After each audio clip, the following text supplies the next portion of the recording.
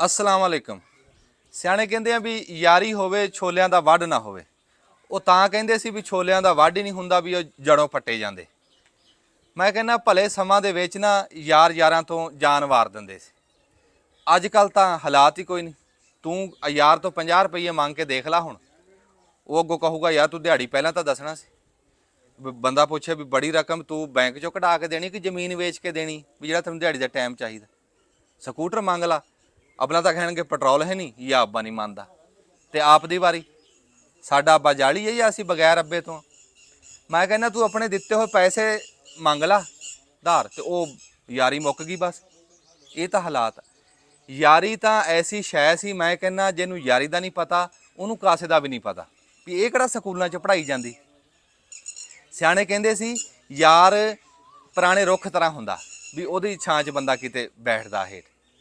ਫਿਰ ਪੁਰਾਣਾ ਯਾਰ ਇੱਦਾਂ ਹੁੰਦਾ ਸੀਸੇ ਤਰ੍ਹਾਂ ਵੀ ਬੰਦੇ ਨੂੰ ਆਪ ਦਾ ਆਪ ਉਹਦੇ ਵਿੱਚ ਦਿਖਦਾ। ਸਿਆਣੇ ਕਹਿੰਦੇ ਸੀ ਬੰਦਾ ਕੱਪੜੇ ਬਦਲ ਲੈਂਦਾ, ਦਿਮਾਗ ਬਦਲ ਲੈਂਦਾ, ਪਿੰਡ ਬਦਲ ਲੈਂਦਾ, ਸ਼ਹਿਰ ਬਦਲ ਲੈਂਦਾ, ਮੁਲਕ ਬਦਲ ਲੈਂਦਾ, ਪਰ ਯਾਰ ਤਾਂ ਨਹੀਂ ਬਦਲ ਹੁੰਦੇ। ਨਸਲੀ ਬੰਦੇ ਦੀ ਪਛਾਣ ਆ ਵੀ ਉਹਦੇ ਯਾਰ ਪੁਰਾਣੇ ਹੋਣਗੇ। ਮੈਂ ਕਹਿਣਾ ਬੰਦੇ ਦਾ ਅਸਲ ਤਾਰਫ ਹੀ ਉਹਦੇ ਯਾਰ ਹੁੰਦੇ ਆ। ਫਿਰ ਸਿਆਣੇ ਕਹਿੰਦੇ ਆ ਵੀ ਚਾਨਣ ਦੇ ਵਿੱਚ ਇਕੱਲਾ ਤੁਰ, ਹਨੇਰੇ ਦੇ ਵਿੱਚ ਕਿਸੇ ਯਾਰ ਦਾ ਹੱਥ ਫੜ ਲੈ। ਯਾਰੀ ਐਸੀ ਸ਼ੈ, ਬੰਦੇ ਕੋਲ ਪੈਸਾ ਟਕਾ ਨਾ ਹੋਵੇ ਨਾ ਤੇ ਉਹ ਗਰੀਬ ਨਹੀਂ। ਮੈਂ ਕਹਿੰਦਾ ਵੀ ਗਰੀਬ ਉਹ ਆ ਜਿਹਦਾ ਯਾਰ ਕੋਈ ਨਹੀਂ। ਹਾਂਜੀ, ਫਿਰ ਯਾਰ ਜਿਹੜੇ ਸੀ ਉਹ ਯਾਰਾਂ ਦਾ ਕੰਡ ਪਿੱਛੇ ਗਿਲਾ ਨਹੀਂ ਕਰਦੇ ਸੀ, ਉਹ ਤਾਂ ਕੰਡ ਭਰਦੇ, ਮੋਢੇ ਨਾਲ ਮੋਢਾ ਲਾ ਕੇ ਖਲੋਂਦੇ ਔਖੇ ਟਾਈਮ ਦੇ ਉੱਤੇ। ਪਰ ਅੱਜ ਕੱਲ੍ਹ ਤਾਂ ਛੇਤਰ ਵੀ ਪਵਾ ਦਿੰਦੇ।